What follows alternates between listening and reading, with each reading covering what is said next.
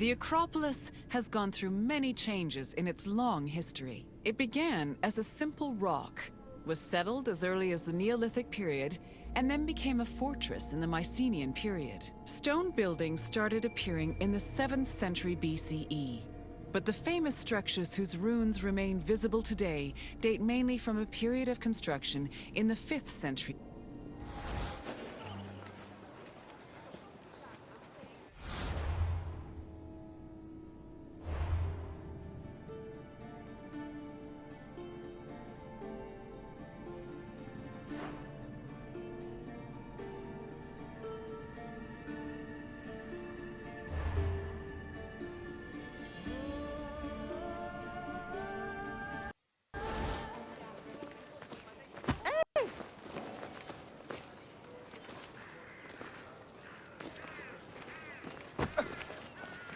Πάλι φως του το συνέβη.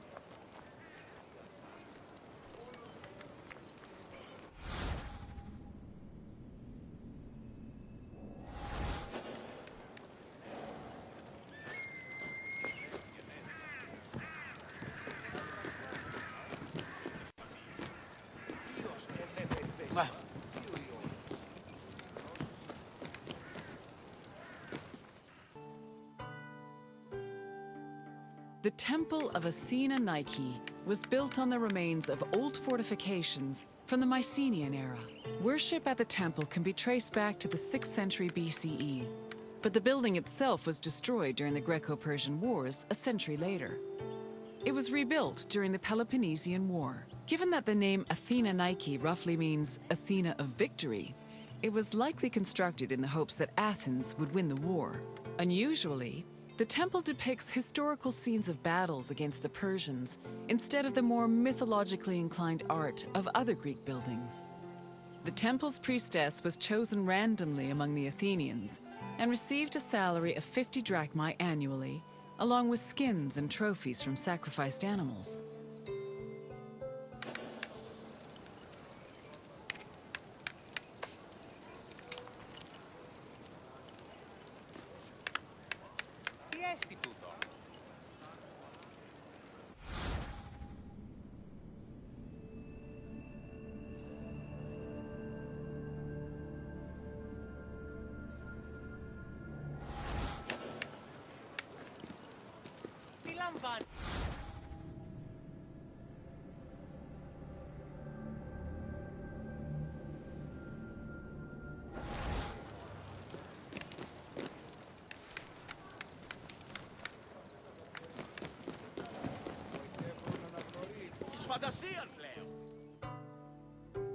The Acropolis was built up over a long period, due in no small part to its partial destruction during the Greco-Persian Wars. It was in the 5th century BCE, though, that the Acropolis received its most significant improvements. This period was an extremely prosperous time for Athens, both financially and culturally. With a booming economy bolstered by trade and the Lavrion silver mines, Pericles, the leader of Athens, financed a huge project to rebuild the citadel. He enlisted the help of renowned artists, like the sculptor Phidias, as well as the architects Iktinos and Callicrates. Together, they erected buildings like the Parthenon and the Propylaea Gateway. Pericles' goal was to make the Acropolis into a glorious monument to the gods and to mortal Athenians.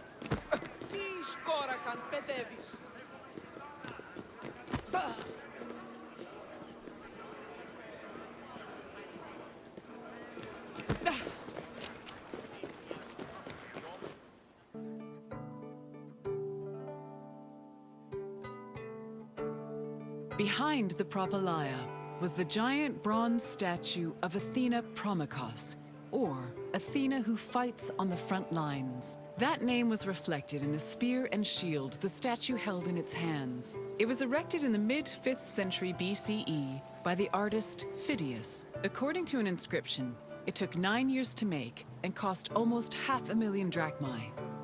At approximately 10 meters tall, the statue was apparently so large that Pausanias claimed its helmet and spear tip could be seen from the sea near Cape Sunion, 60 kilometers away.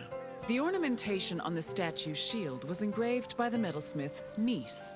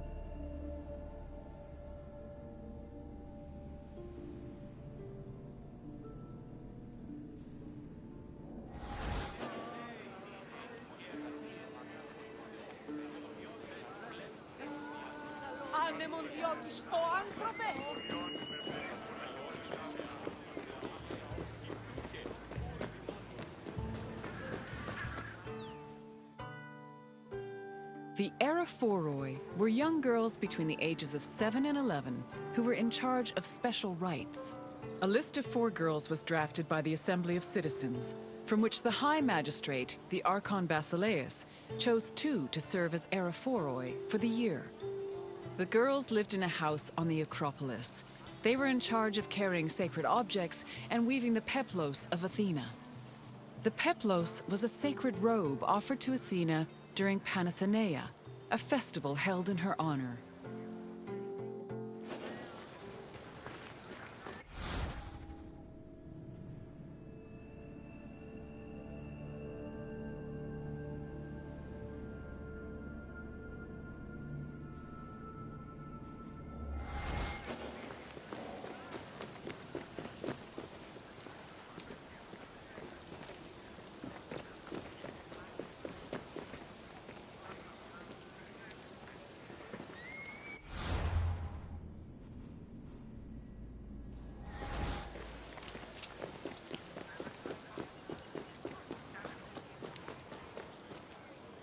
The Araphoroi were young girls between the ages of 7 and 11. A list of 4 girls was drafted by the girls lived in a house.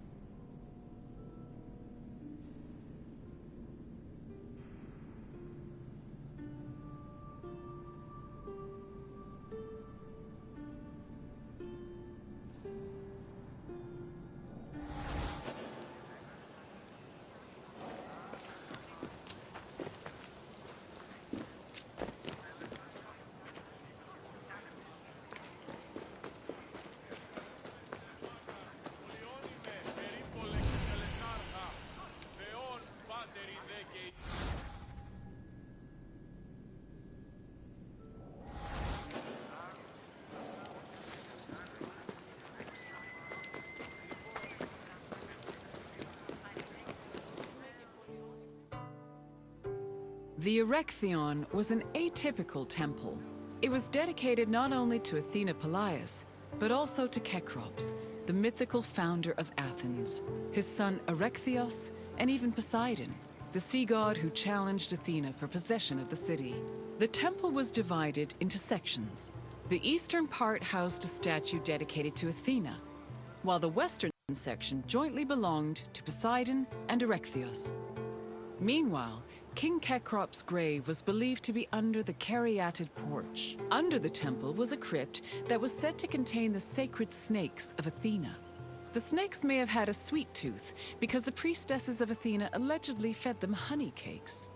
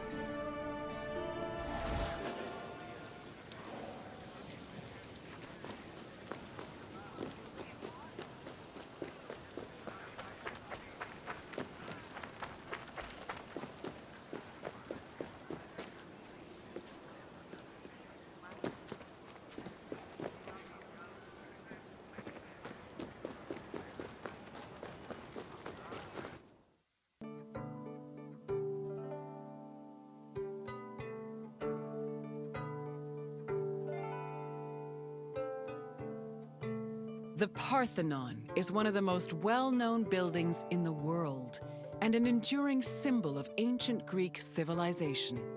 While it is located on the Acropolis, the building is not a traditional temple.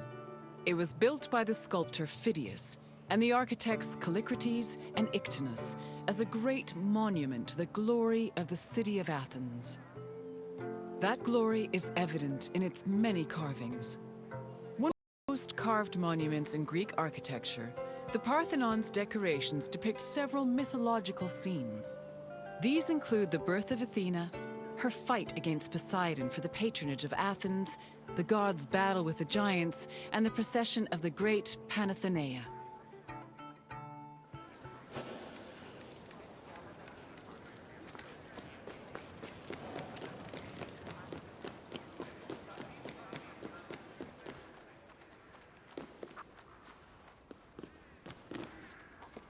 The Parthenon's inner chamber, or cella, contained a massive statue of Athena that was considered to be one of the sculptor Phidias's greatest masterpieces. The statue was chryselephantine, a combination of gold and ivory. To To justify the steep cost of its construction, Pericles told Athenians that the statue was a gold reserve, which could be disassembled in times of economic distress. The cella also allegedly contained a pool, whose main purpose was to control the room's humidity, which helped preserve the statue's ivory.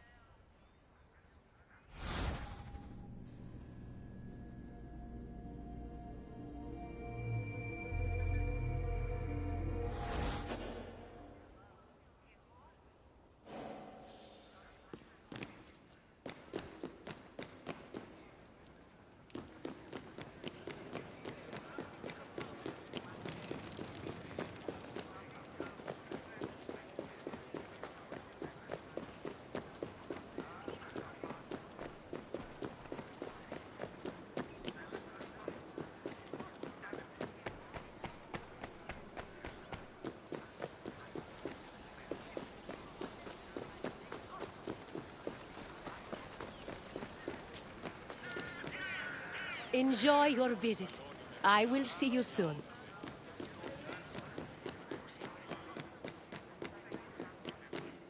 Athens' treasury was located in the Parthenon, where it was believed to be protected by Athena herself. The treasury contained objects of great value, acquired from different conquests, as well as a mass of minted silver coins and various offerings to Athena. Pericles also decided to move the entirety of the Delian League's treasure to the Parthenon in 454 BCE. This was a great testament to Athens' power over the rest of Greece. The riches were divided into two parts, the Demosia, which belonged to the city, and the Hiera Cremata, which was dedicated to the goddess and only used for religious purposes.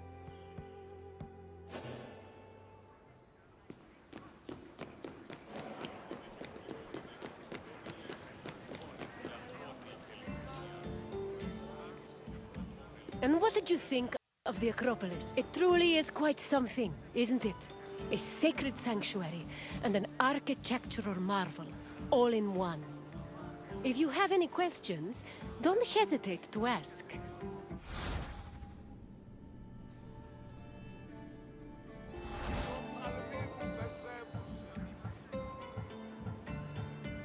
Very well.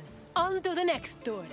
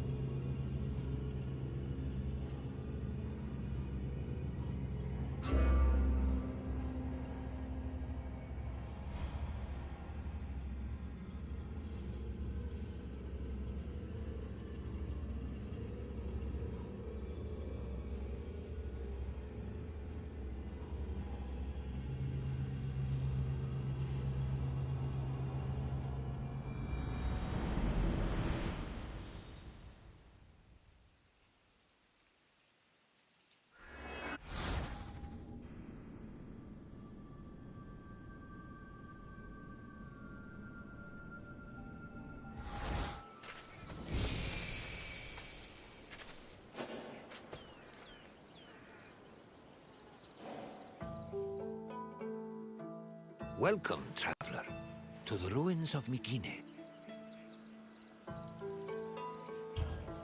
My name is Herodotus, and I am a traveler from Hyrcanassus. I retrace the cause of various events, such as wars and great calamities. I describe what I see and record what I'm told, all with the aim of providing a better understanding of why these things occur.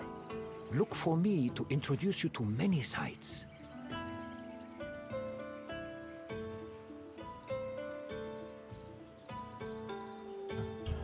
It is humbling to stand in the remnants of such a great civilization. Looking at these ruins, I am reminded that the past is never as far behind us as we think. These are the ruins of Mycenae, center of the old Mycenaean civilization. It was home to great warriors and heroes. In many ways, places like Athens and Sparta stand on the shoulders of its accomplishments. This tour will take you through its ruins and introduce you to its most important monuments, revealing its history in the process. I hope you enjoy yourself. I'll be waiting for you at the end of your visit.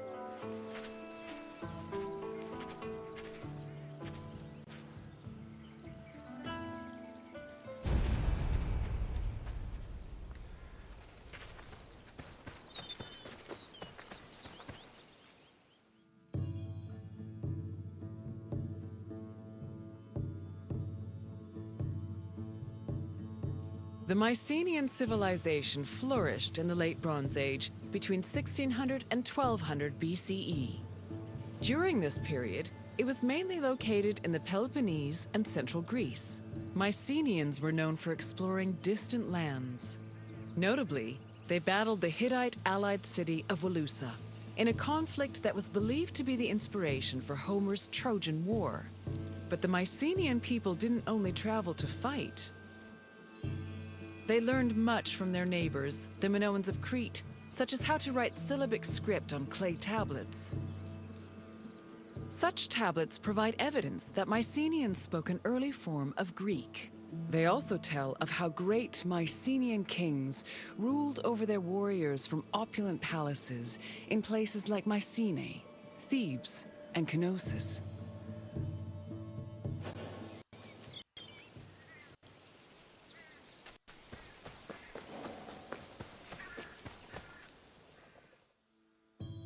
The entrance to Agamemnon's citadel, or the Lion Gate, is one of the most iconic monuments in Mycenae. It is impressive for both its height and for the intimidating rendering on its relief, which depicts two lions standing on either side of a column. Unfortunately, the lions' heads, which were presumably made of a precious metal or higher quality stone, have been lost to time. The gate was most likely meant to greet a triumphant king returning home from successful military campaigns and to awe foreign visitors.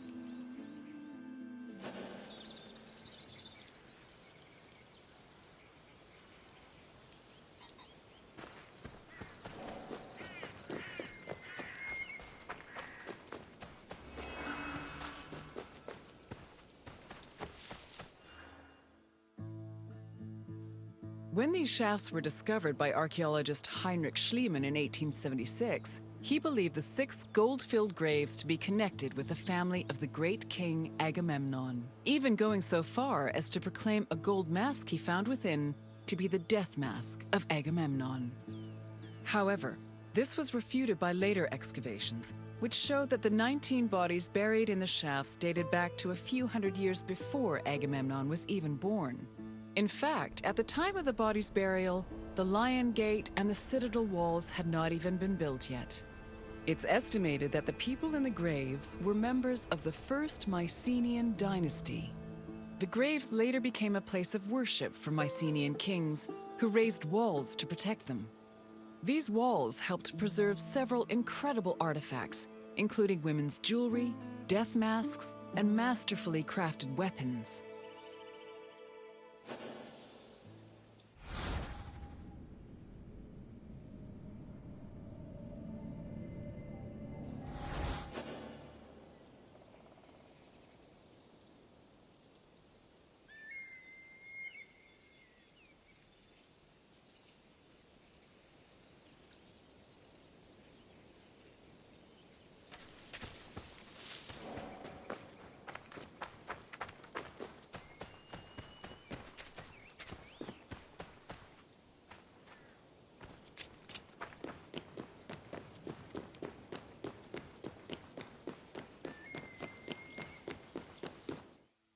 By 1250 BCE, Mycenae was at the height of its power, and its living quarters and workshops were numerous.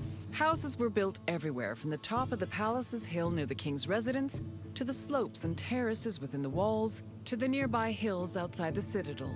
At one point, the citadel's walls even had to be enlarged to make room for more quarters. The people who lived inside the citadel were those with high status in either the military, religious, or administrative sectors of the kingdom. This is reflected by the ceramic and metal vessels inside the houses, as well as their painted plastered walls.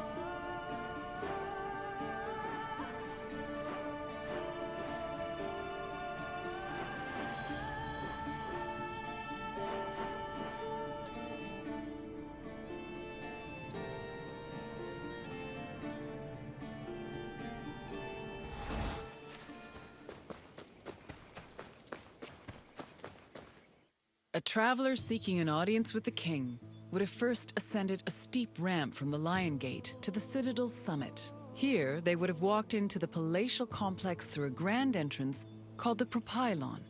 Once inside, their gaze would immediately be drawn to the palace's main hall, a monumental area known as the Megaron. The vividly decorated Megaron, which glittered with precious objects and colorful frescoes in its heyday, was where the king would have received the traveler. If the king was feeling generous, he would have shared with the visitor the palace's most marvelous feature, its commanding and majestic view, which stretched from the plain of Argolis to the gleaming Aegean Sea.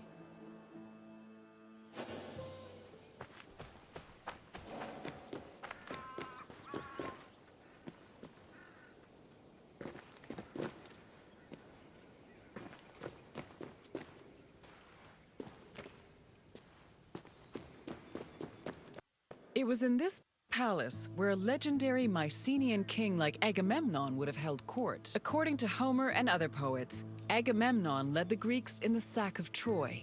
Stories say that he was a fearsome warrior on par with Achilles, but also an overly ambitious and arrogant ruler. He sacrificed his own daughter, Iphigenia, to convince Artemis to grant his ships passage to Troy. After conquering the city, he returned to Mycenae with mounds of riches, and a Trojan named Cassandra as his concubine. Agamemnon's wife, Clytemnestra, was not pleased with her husband's sacrifice of their daughter. She plotted to murder her husband out of anger. The plot was successful, and, depending on the version of the story, Agamemnon was either murdered in his bath by Clytemnestra or killed by his cousin Aegisthus during a banquet.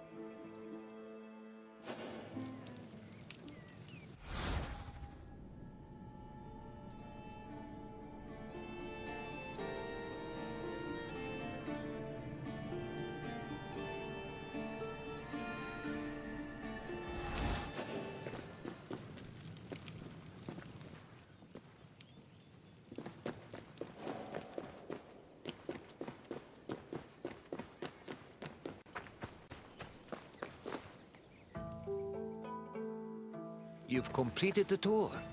I trust it was an eye-opening experience. Though it did not last, Mycenae was a sort of precursor to what would eventually become the Greek civilization we know today. It's important we remember them, if only to avoid repeating their mistakes.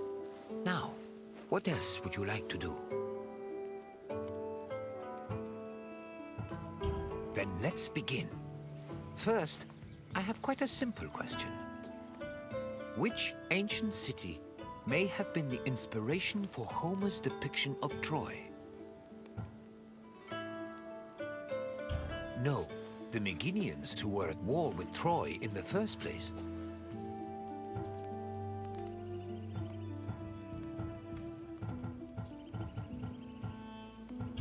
Thebes played an important role in the tragedy of Oedipus, but it was not the basis for Troy. Keep trying. Yes, the Mycenaeans' conflict with the city of Wilusa allegedly inspired Homer's Trojan War. Now, for the second question. Agamemnon sacrificed his daughter Iphigenia to convince which god to allow him to proceed to Troy? Yes, Agamemnon sacrificed Iphigenia to reconcile with Artemis, who then allowed his ships to pass to Troy. Now, one last question. What was the name of Agamemnon's Trojan concubine? Correct. Following the sack of Troy, Agamemnon sailed home with a Trojan prophetess named Cassandra. You've studied the ruins well, traveler.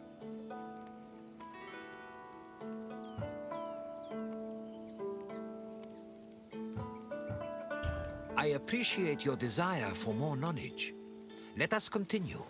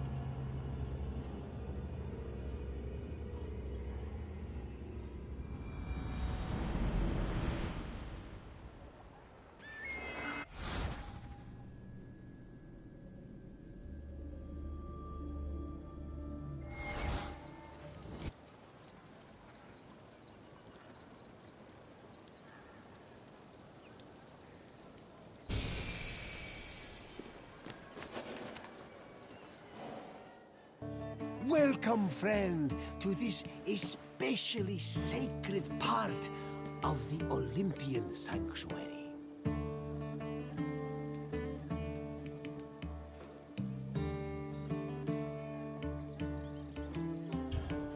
My name is Varnavas, and I am a ship captain.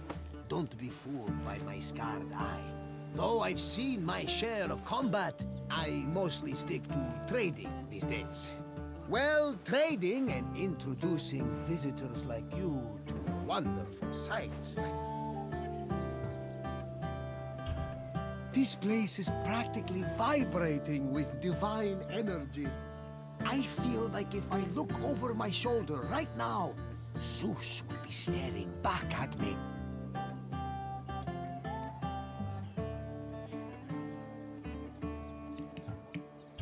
The sanctuary of Olympia was dedicated to Zeus, king of the gods. It had close connections to the divine, as you will see very soon. I'll come find you when you're done, and we can talk about what you've learned.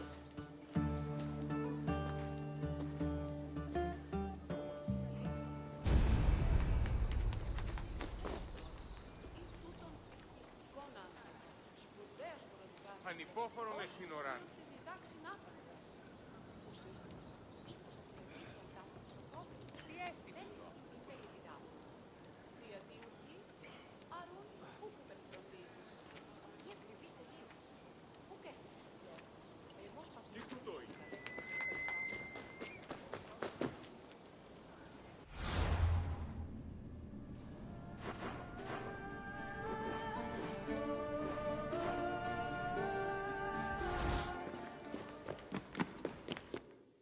This workshop was built for the renowned sculptor Phidias after his work on the Acropolis of Athens.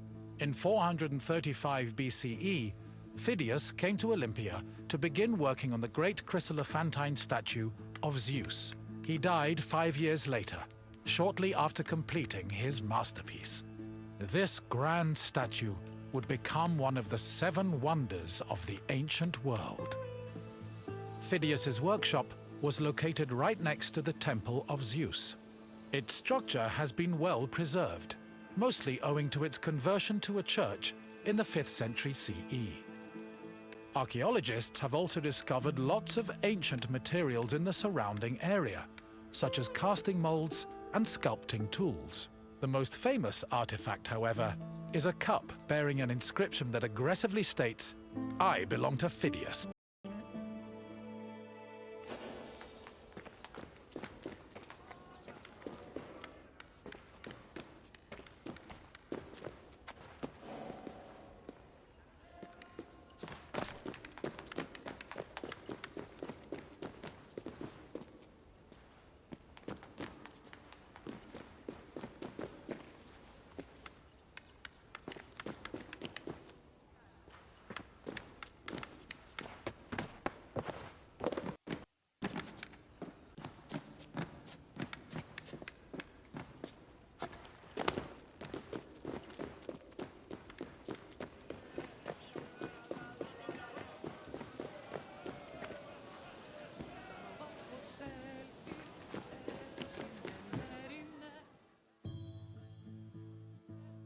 On the 5th and final day of the Olympic Games, victors attended a ceremony where they were crowned with olive wreaths and showered in flowers.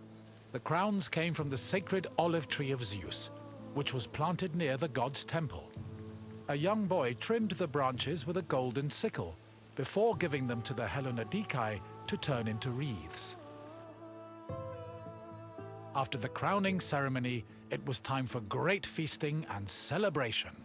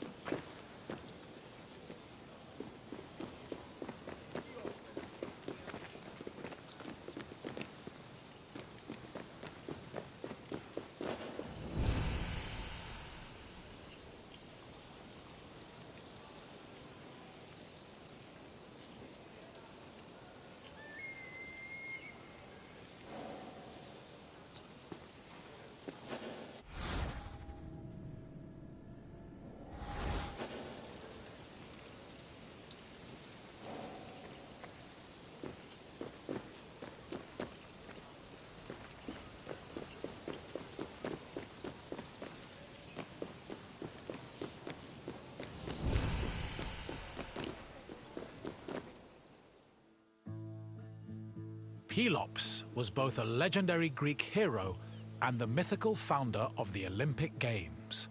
According to legend, Pelops fell in love with the beautiful Hippodamia. Her father, Oenomaus, the king of Pisa, disapproved of their union.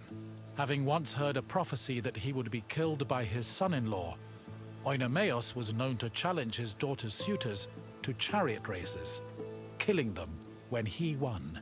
Still, Pelops was determined to win Hippodamia's heart.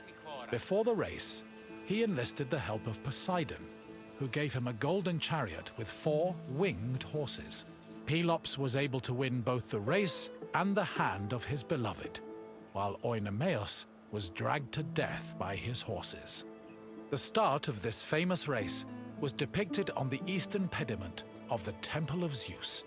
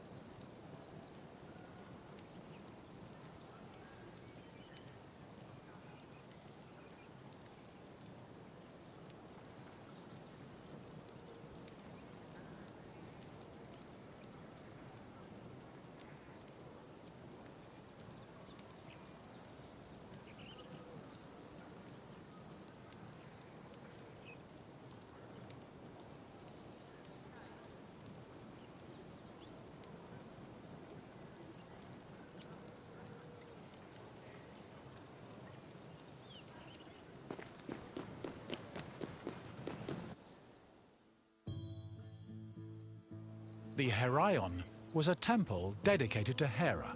It is one of the oldest temples in the sanctuary, dating back to approximately 590 BCE. The structure included columns painted with images of women who won the Heraia, an athletic competition made up of running events. Every 4 years, 16 women were chosen to make a veil dedicated to Hera. These women also organized the competition, though they did not compete in it. The Heraia was unique for its focus on female athletes, in contrast to the male-exclusive Olympic Games.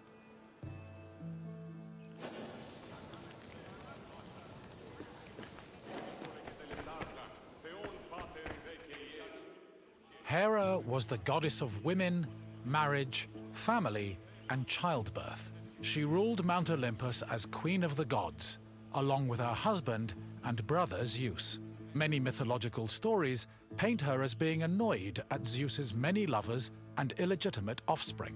In Greek art, Hera is usually depicted as matronly and regal, often wearing a crown or sitting on a throne. She is also sometimes seen holding a pomegranate, a symbol of both fertility and death. Hera's cult was very popular across Greece, and Olympia even minted her image on its coinage.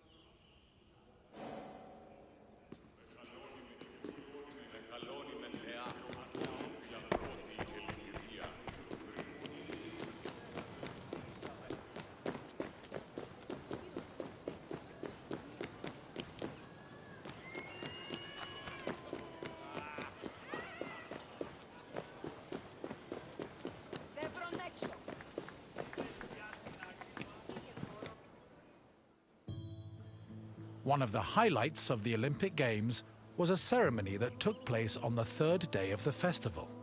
It began with a procession of athletes, ambassadors, Hellenodikai, and animals. The group made their way around the Altis until they arrived at the Temple of Zeus.